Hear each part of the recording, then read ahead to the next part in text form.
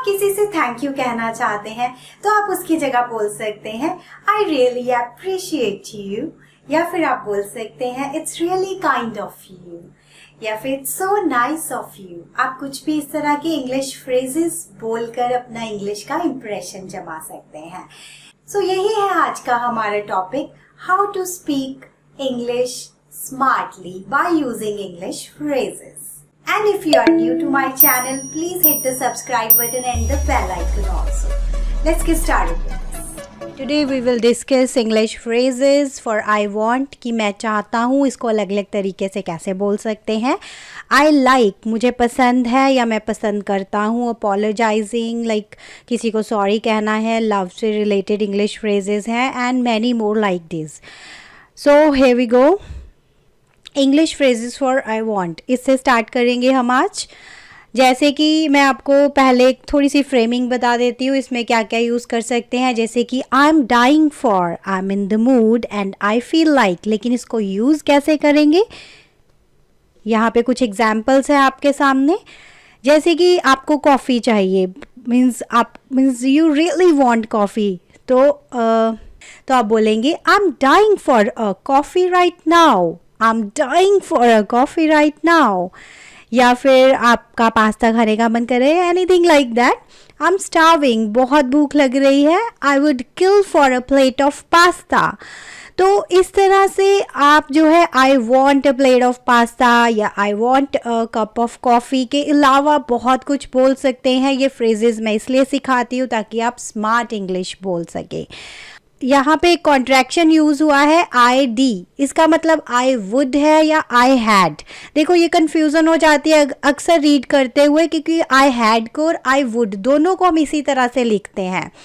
तो अगर आप ये जानना चाहते हैं तो मैं एंड में इसका भी आपको सोल्यूशन बताऊंगी कि कैसे आप रीड कर सकते हैं कि आई वुड है या I had. So let's move on. I am in the mood for dancing. अब जैसे आपका कुछ करने का मन कर रहा है तो आप बोल सकते हैं आई am in the mood, right, I am in the mood. तो यहाँ पे आप देख रहे होंगे कि डांसिंग जैसे कोई वर्क हो रहा है, तो पर्टिकुलर अगर कुछ ऐसा वर्क हो रहा है तो इन दैट केस आप I am in the mood use कर सकते हैं। या फिर simple I am in the mood for taking something, जैसे कि सैंडविच, फॉर अ सैंडविच। और नेक्स्ट है आई फील लाइक को कैसे यूज़ करेंगे, I feel like going to beach today, जो कि अभी हम आजकल बिल्कुल नहीं जा सकते हैं बट मन तो करता है। तो आई फील लाइक अ नैप, जैसे कि मुझे सोने का मन कर रहा है, एक झपकी लेने का मन कर रहा है या थोड़ा सा आराम करने का मन कर रहा है, तो हम उसको नैप बोलते हैं। तो इस तरह से आप आई फील लाइक को भी यूज़ कर सकते हैं। तो देखिए हमारे सामने हो गए I feel like, I am in the mood, या फिर I am dying for, I would kill for a plate and so on, जो भी आप बोलना चाहते हैं। तो ये सारे फ्रेजेस जो है प्लीज़ आप ध्यान दीजिए, इनको आपको थोड़ा सा यूज़ में लाना है ताकि आप डेली अलग अलग चीज़ों के लिए इसको यूज़ कर सकें। नेक्स्ट सेम है I don't want. I don't want कब यूज़ करेंगे, जब आप कुछ नहीं चाहते, ठीक है। तो वहाँ पे बिल्कुल इसका उल्टा करेंगे, जैसे आई एम डाइंग फॉर था, I am not dying for that, I am not in the mood for that, I don't feel like doing anything. तो इस तरह से आप कई सारे फ्रेजेस जो हैं वो आई डोंट वॉन्ट को रिप्लेस करके यूज़ कर सकते हैं। तो यहाँ पे आपके लिए क्वेरी ये है कि आप I am not in the mood के बाद एक सेंटेंस बनाएंगे, एक इंग्लिश फ्रेज बनाएंगे, ताकि आप आगे से बोलते हुए कोशिश कर सके कि मैं कैसे आई वॉन्ट को रिप्लेस करना है।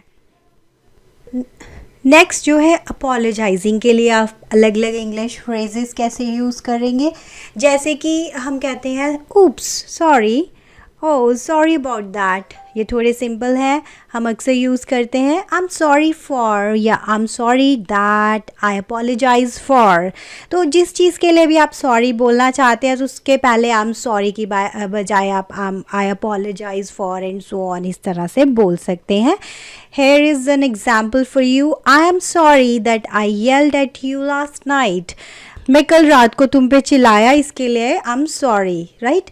तो इस तरह से आई एम सॉरी दैट, उसके बाद आप बोल सकते हैं जो भी रीज़न होगा उसके लिए। Oh it was my fault, oh I am so sorry, I am really very sorry. इस तरह से आप अलग अलग फ्रेजेस यूज़ कर सकते हैं।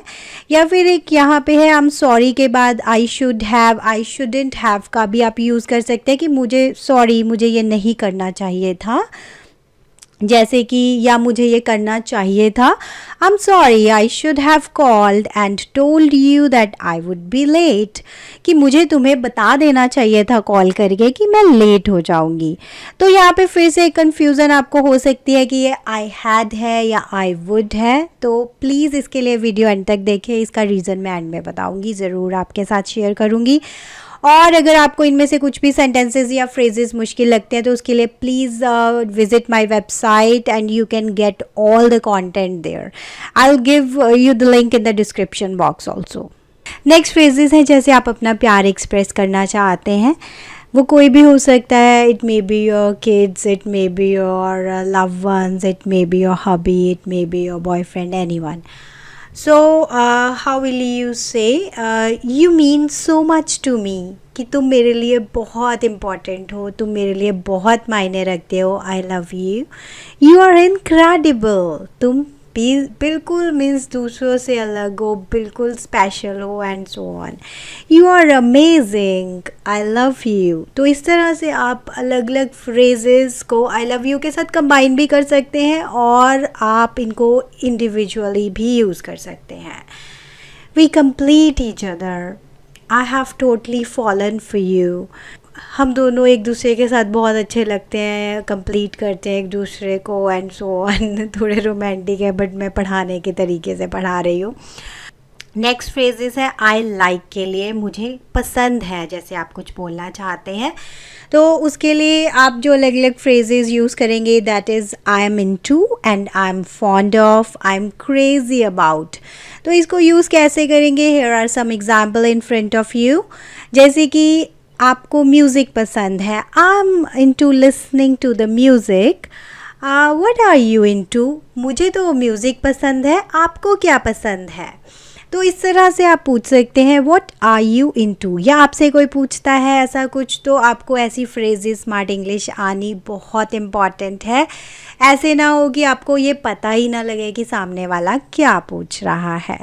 आई एम इनटू सिंगिंग, मुझे गाना बहुत पसंद है।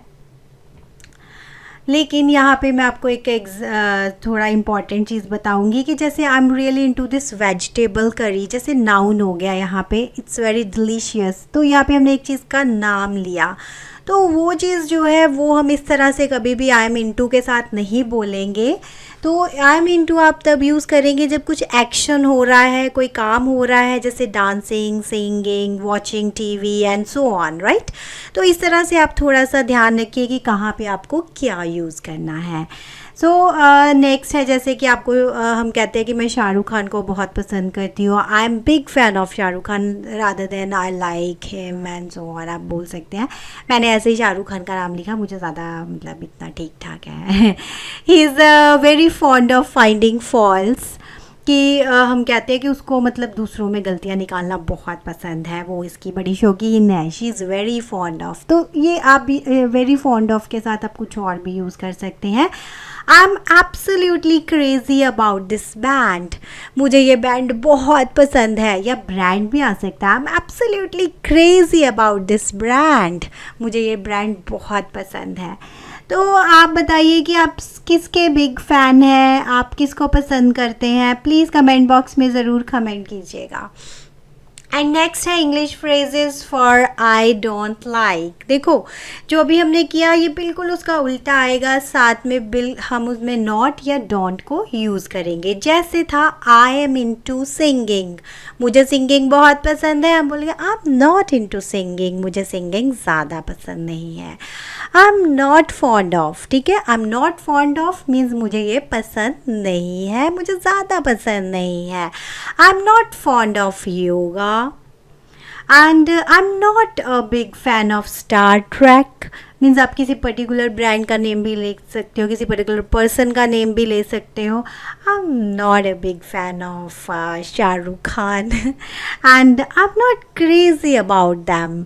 जैसे कि हम कहते हैं no no I am not crazy about them. मैं इस चीज़ के लिए या उन लोगों के लिए या इस ब्रांड के लिए या इस पर्टिकुलर चीज़ के लिए I am not crazy, means I don't like this. ठीक है, तो अब आप बताइए what are you into, what are you into. Please write in the comment box. I am into करके लिखेंगे तो आपको आंसर्स भी याद रहेंगे और नेक्स्ट टाइम आप इनको दोबारा से अपने बोलने में भी ला सकते हैं. As I promised you that I'll tell you at the end of the video कि ID जो कभी भी कॉन्ट्रैक्शन आप देखें तो वो I would होगा या I had. तो इसका एक सिंपल सा फंडा है. मैं आप जैसे लास्ट में देखिए he had gone home, तो जहाँ पे gone means past participle use हो गया. नेक्स्ट है it had been done. done means past participle use हो गया. अगर पास्ट पार्टिसिपल यूज हो रहा है आपके सामने तो आप अंदाज़ा लगा लेंगे कि ये हैड है. अगर यहाँ पे देखिए आई लाइक है ओनली, लाइक्ड नहीं है, लिव है, लिव्ड नहीं है, तो इट मीन्स कि ये वुड है. Right, it symbolises wood. Right, so ऐसे ही और वीडियोस के लिए प्लीज़ मुझे फॉलो कीजिए. और अगर आप प्रीवियस वीडियोस देखना चाहते हैं part number 1 and 2, you can go to the description box. Thank you, have a nice day, keep watching, keep learning.